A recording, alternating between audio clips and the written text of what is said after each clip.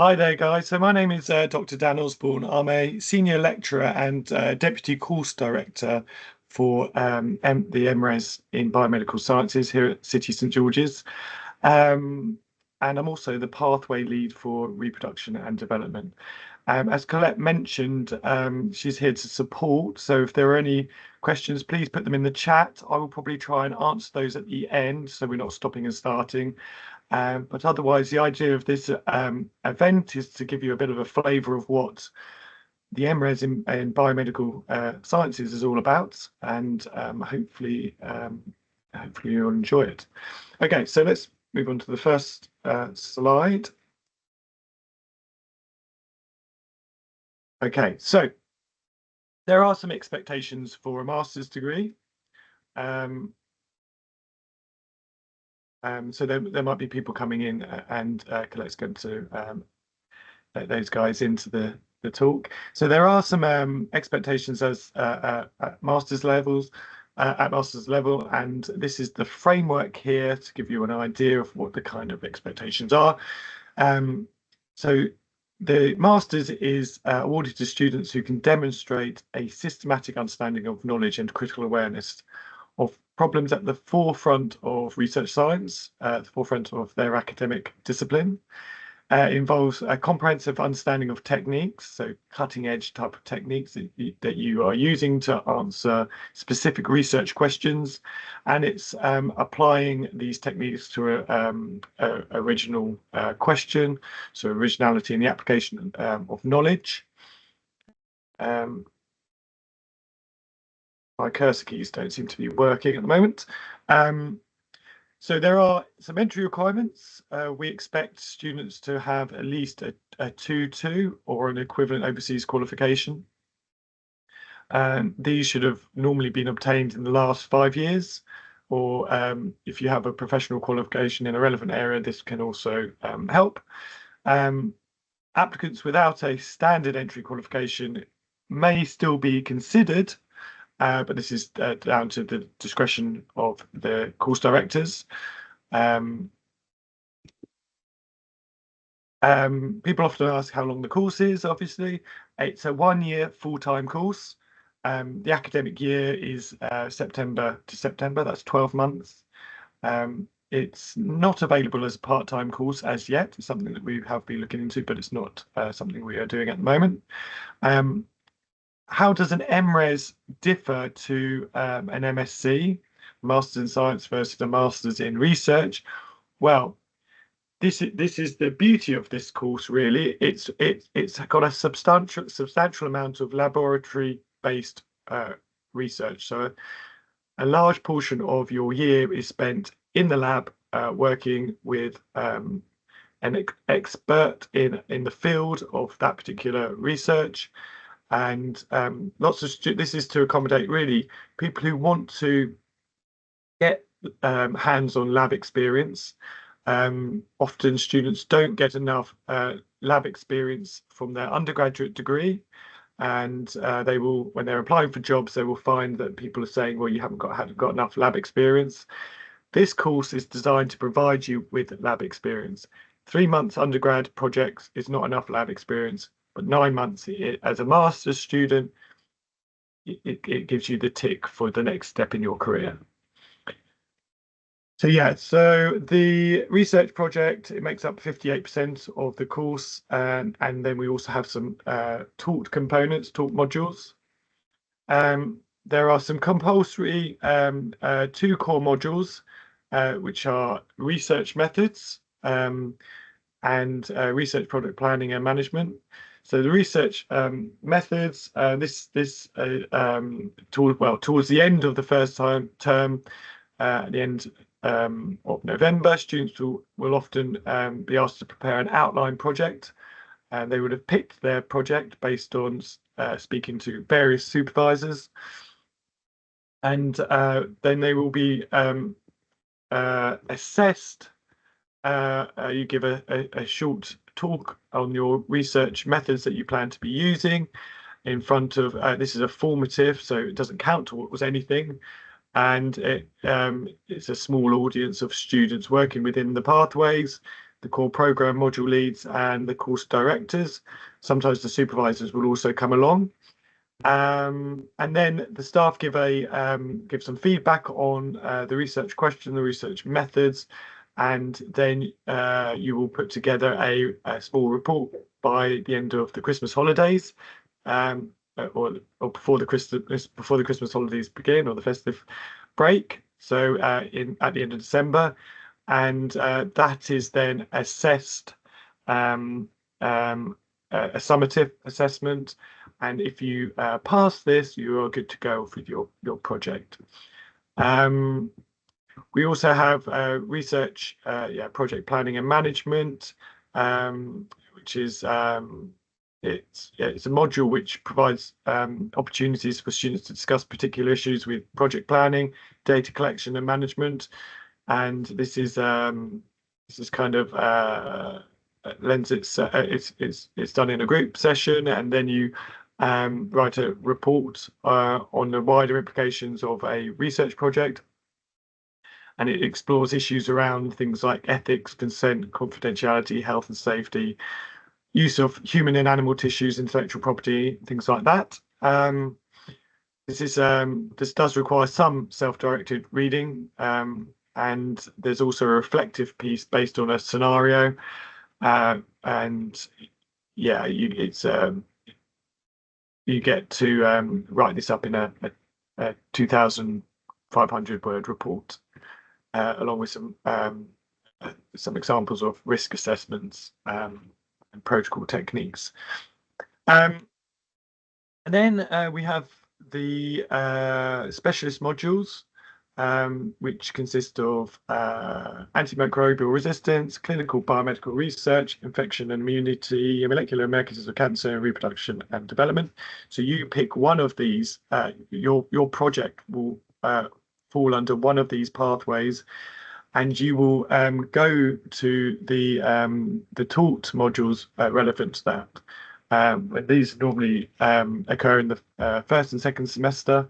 We like most of them to occur in the first semester, so it gets all the taught components out of the way early on, so you can concentrate on your project. We also have an optional module which you will pick, either statistics, practical data analysis, global governance for health, and then we are, if there's enough people interested, we also have case studies in drug discovery and development and clinical trials. And together, all these modules and the research project make up 180 credits. So the specialist pathways, I&I, looks at immune response to virus invasion. It's vaccine development, and some of the projects surround tuberculosis and malaria, and of course COVID-19. We also have AMR, which is antimicrobial resistance, focusing on Cryptococcus and Streptococcus. Molecular mechanisms of cancer, we've got expertise in melanoma, prostate cancer, pancreatic cancer, DNA replication and oncogene regulation.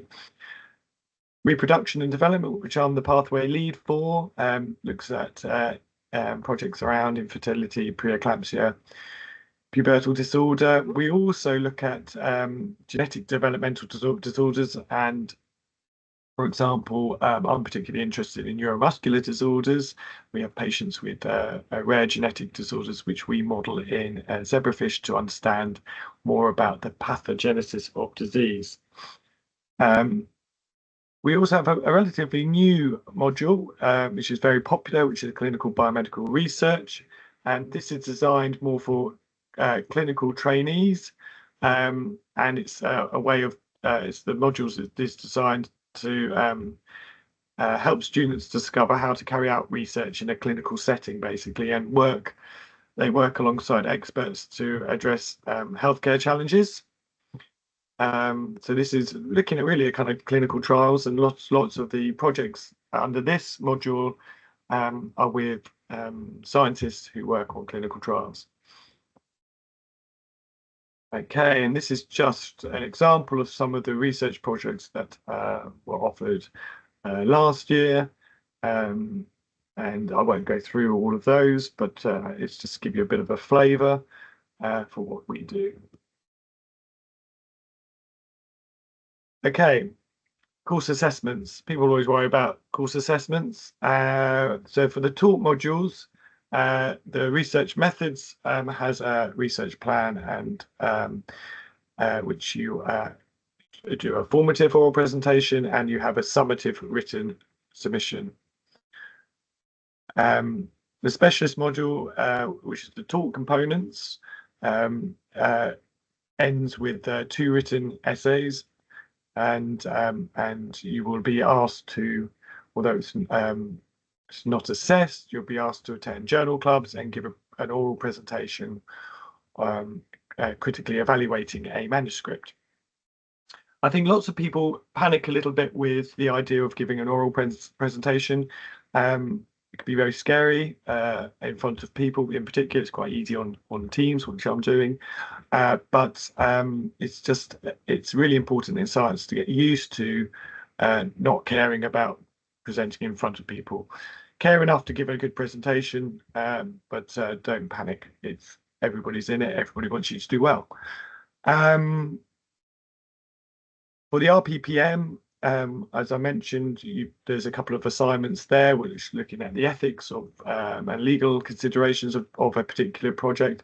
And then there's a scenario-based question, which it asks you to write similar things around what's the right thing to do, and a reflective piece on your project. And then you're asked to provide a Gantt chart for your project, which is basically a time management tool to show you understand what needs to be done in the given time that you are at St George's doing your research. And the COSH forms are a really important way of understanding what the chemicals that you are going to use, what they do, what kind of considerations you need to put in place about using them. Are they dangerous? Do they need certain precautions in use, like a fume hood or something like that?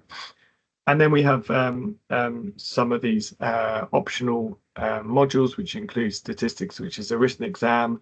Some of the other ones that I mentioned earlier they're relatively new to the course, but they have mainly in-course assessments or a very short Q&A session. The research project itself consists of 70% written dissertation, and then you are expected to put together a poster of your work at the end and give a short presentation on that, a 10 to 15-minute presentation, followed by a 5-minute session of questions, and that counts for 20%, and then your supervisor will give you a mark as well, depending on your abilities in the lab and how committed you are, and whether you come with your own ideas and that sort of thing, and that counts for about 10%. For the teaching elements, the format of the teaching is basically kind of a workshops and lecture style, small group lectures.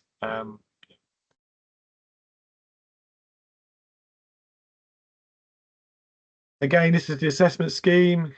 Give you a bit more of an idea, and research methods, formative, 15 minutes with 5 minutes questions, the written report at the end of December. RPPM is one written report of 2,500 words. That's in March. Specialist modules.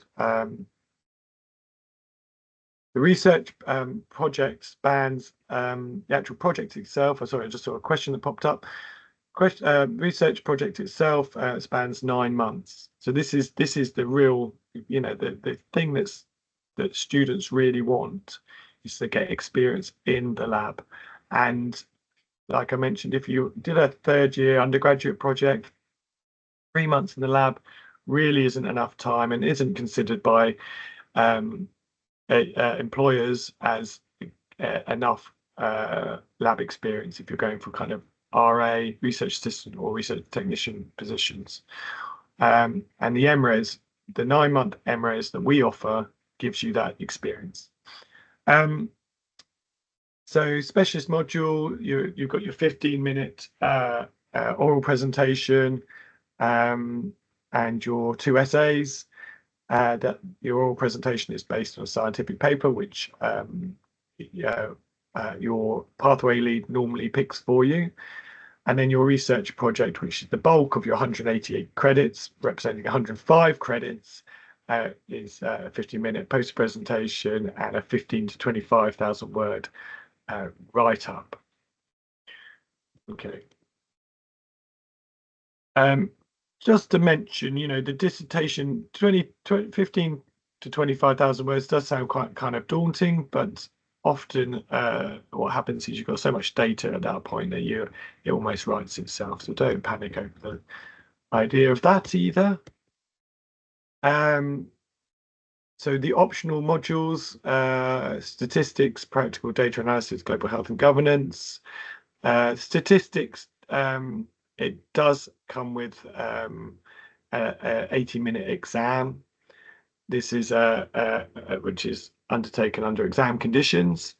The other 2 modules are basically in-course assessments, so written assignments. If you're expected to pass each module if you want to continue, so you need to get 49.5% for each module to pass your master's program. So you need to pass all modules for you to get your MRes, and if you pass all modules with an average of 49.5, you get a pass for your degree. If you pass all modules with an average of 59.5 to 69.4, you'll pass with a merit, and the much coveted pass with all modules and over 69.5% overall average is the distinction. We also give a prize to the best student for that cohort, and it's hotly contested. Okay. So yeah, so oral presentations, obviously you're going to get some experience giving both formative and summative assessments, so those that don't count towards your degree and those that do. These are in the form of poster oral presentations, and we try and give you some experience presenting in front of people by doing some quite light-hearted journal clubs where we can actually discuss the science and provide some critical evaluation of the work. It's really important for you to get into your mindset about critical evaluation of data and how to improve work that's been done. And then we've got the writing, dissertation, and other assignments. So your supervisor will help you with the writing part. So you're expected to put together your draft, and your supervisor will is allowed to have one look at your draft and go through and hopefully teach you and help you with your writing style. Good. Okay. People often ask, so what will I get out of it? What will I be able to do that I can't do now after doing the course? So you should be able to manage a research project. You should be able to understand the needs, the ethical needs and approvals needed to start and complete a research project. You'll learn how to write research proposals. So writing a research proposal is something that we often do to try and get grant funding. It's got to be written in a way which tells a story, has a narrative, tells the reader what's the background, what are the gaps in our knowledge, why are we doing the experiments that we are proposing, and what kind of outcomes we're hoping for, what's our hypothesis. You'll be able to critically analyze papers, and you'll be able to see what's good research and what isn't. Should be able to demonstrate an in-depth knowledge of a very specialized area based on the based on the project that you have chosen, and you should be able to apply the knowledge that you've learned through the taught components during the semester 1 and 2 to a scientific question, a medical research problem, and this is a great skill to have. You'll be confident to give oral presentations. You'll be confident in understanding what poster presentations are, why we do them. So just to give you a little bit of an idea, we often put together posters so that other people, so when we go to conferences, we can describe to other people what our research is and what are the major conclusions.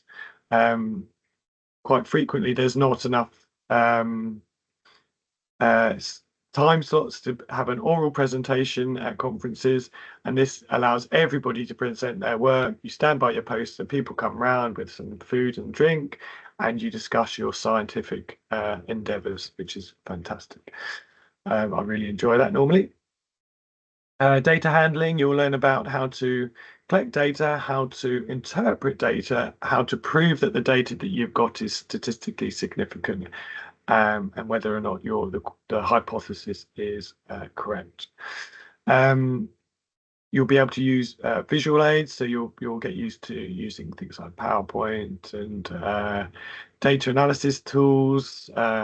Depending on your project, it could be image analysis tools, quantifying, the distance moved by a cell under a certain drug condition, for example. You'll get experience working within a research group, so it's a great experience working in a team, experiencing research culture as part of a university life. It's what drew me to science. It's exciting.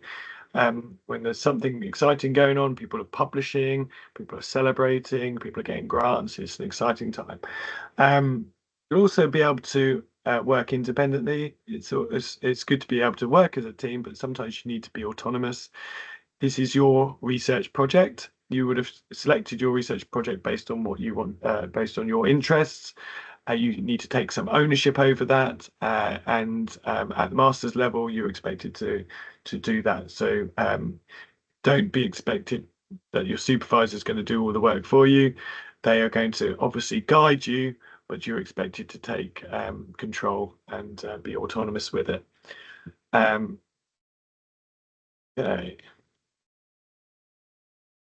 Okay, how will this improve my career prospects?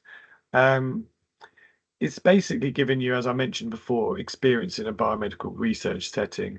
And it's quite attractive for employers.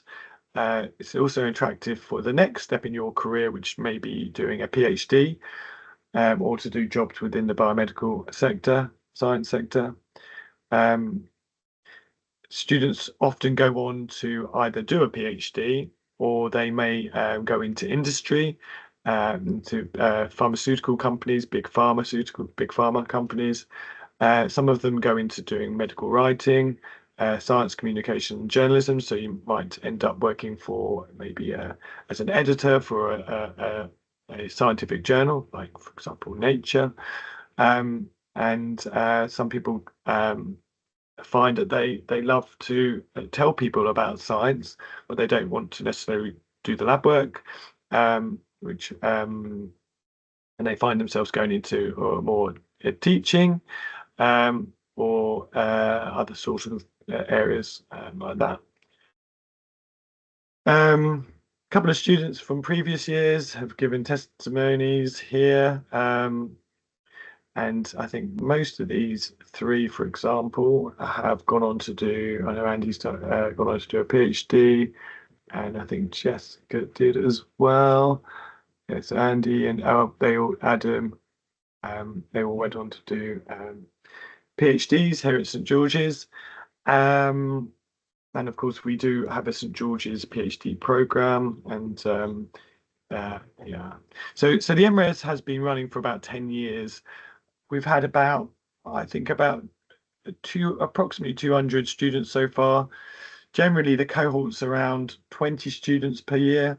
And as I mentioned, the requirement is a 2-2 in some biomedical science or biology based degree. Current fees, you'd have to look on the website, but generally home students are probably in 10 to 12K or something like that, and overseas maybe 18 to 19. That might have changed, might be a little bit more now. And hopefully there's normally student loans available. We like to reiterate this is a full-time research program. We do understand that some students need to fund their way and may take on some work at the weekends or in the evenings. And you know, it's often good to discuss the expectations with your supervisor, but yeah, you are expected to be in every day, you know, 9 till 5. It can be quite flexible, you know, often experiments are you're leaving the experiment for an hour or two here and there, but definitely don't take on a job which requires daytime, Monday to Friday, for example. Yeah. Okay, so yeah, this is a full-time course, not a part-time course. Just to introduce you to some of the other people on the teaching side of things. The course director is Dr. Soo Hyun Kim. We've got Julia Critchley, who's pathway lead for research methods. Dr. Matt Paul, who's in charge of both the clinical biomedical research and the RPPM modules.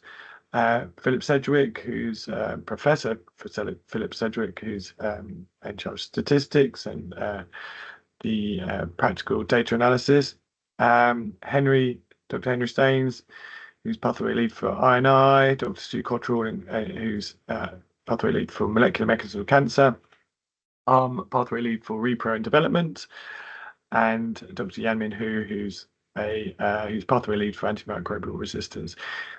These guys are all experts in the field and have a well-established research track record, and are actively active in research, so publishing, getting grants, etc. There is some support for students. There's Study Plus support for students, which helps a student prepare for assessments effectively. They offer some one-to-one appointments, and you can book online or through you can book online or in person, and they're available throughout the year. And they're there to help you reach your full academic potential. There's also some language support as well for those people who are not native English speakers.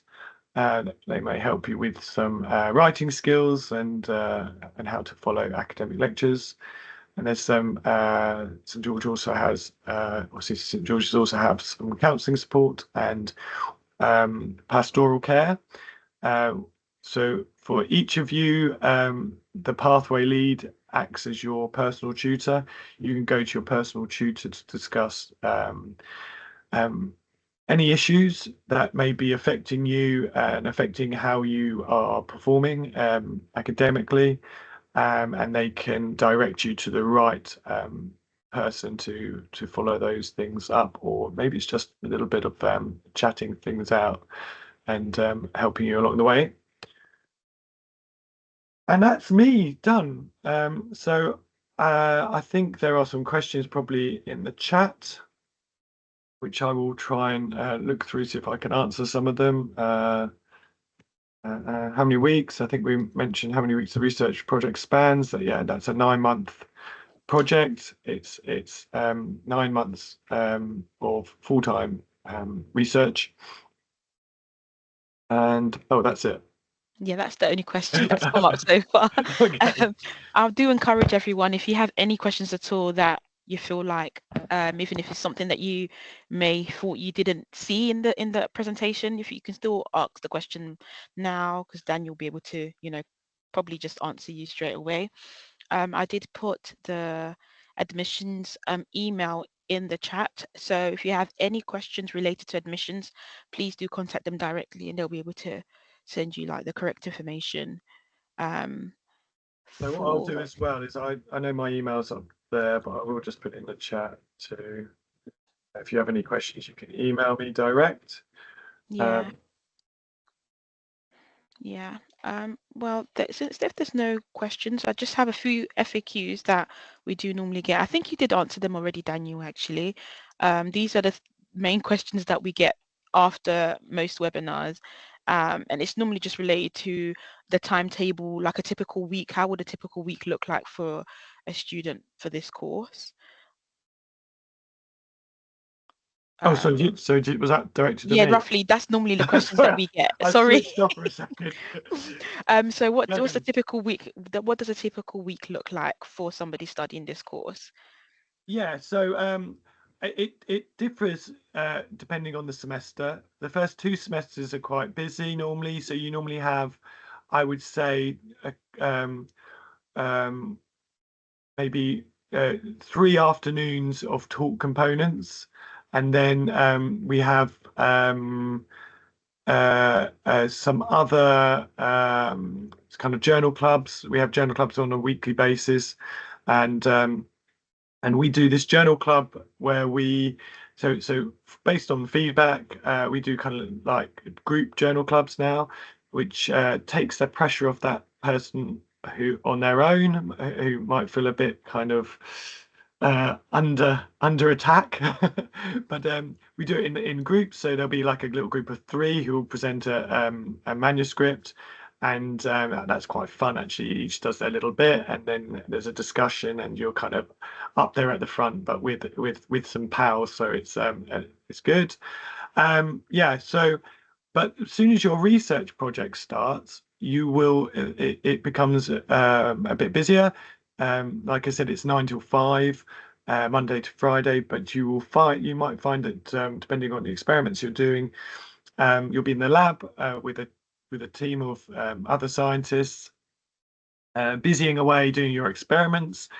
You may find that you have an hour here and there where cells are growing. You're just checking on cells, or you've got a stain going, and you're just checking on those sort of things. So it's busy.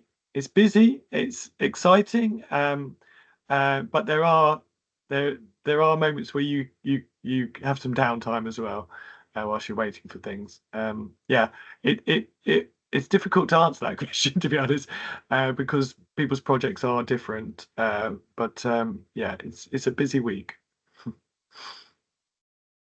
Yeah, I did get a question that was sent directly to me because I think the person couldn't post it in the chat for some reason, but I did get it sent directly to myself.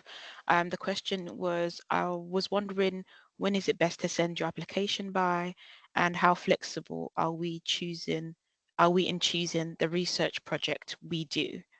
Yeah. So I'd probably refer to the admissions Mm. for Yeah. how early, but I think it's good always to show interest as early as possible. I don't know when admissions open the call, but yeah, I'd probably refer that to admissions. And the other question was, how flexible are we? Actually, we are flexible. So if you have a particular project in mind, and we have the expertise at St George's, then we can potentially make a project around that. And we did that last year as a student wanted to work on PCOS, but the supervisor, one of our lecturers who's expert in PCOS, polycystic ovary syndrome, she wasn't offering a project that year because of her other demands, and basically the student really wanted to do a project on PCOS, and then we designed a project based on somebody else's expertise, modeling other genetic diseases, and we put PCOS on this particular model, and the other supervisor is a second supervisor. So there are ways of doing things.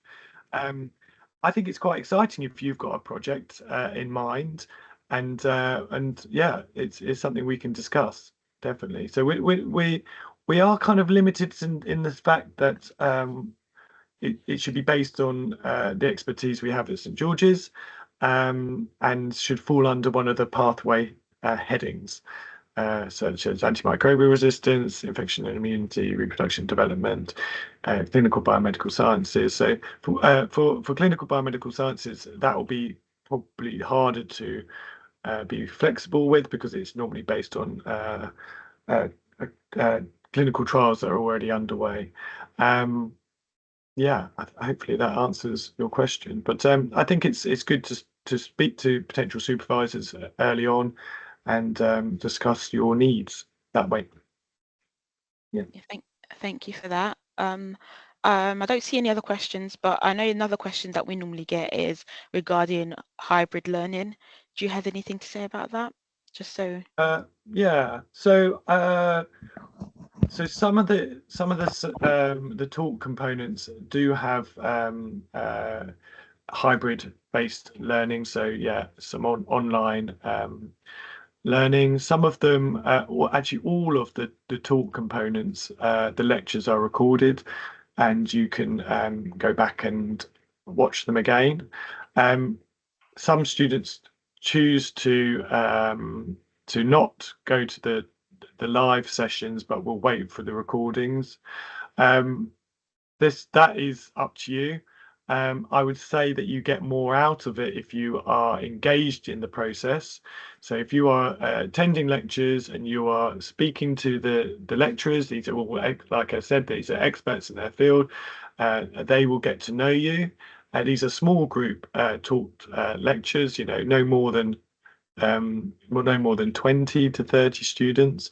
So the lecturers get to know you very quickly, and some of those lecturers will be providing supervision for the research projects that we offer. So there are So there are opportunities to work from home, but I think you will get more out of your master's, which you're paying for, if you attend in person. With regards to the research project, you're expected to be on site for that, for sure. Yeah, thank you. Yeah, because normally we do get those questions from international based students and stuff like that. So we always like to answer that question. Yeah. Well, that's all the questions that we normally get asked on our end. Has anyone got any more questions before we end the session? I don't see any other ones up here. Well, like I said, if you do have some more questions when you kind of go away and you start thinking about it, or you're looking at other courses elsewhere and you want to come back and ask me some questions, feel free to email me. I'm happy to meet and chat if you had some, questions that you wanted to chat through. That's yeah. So either email me or the course director, Dr. Sue Hyon Kim, as well. Yeah, thank you so much. Also, so before you all go, we do have actual on-site events coming up for PG. So, but that will be on our website after Christmas period. There will be we'll put some events up on our website. Some might be up right now, but we definitely do have opportunity for you guys to come on site and actually see, the facilities and stuff. So we do encourage you to go on our website after like the New Year's. Maybe you'll be able to see all the events that we have planned for you guys on site. Thank you very much for your time. Thank you, And Camilla. you're very welcome. And I hope you all have a great day. Thank you. Thank you, everyone. Thanks for attending.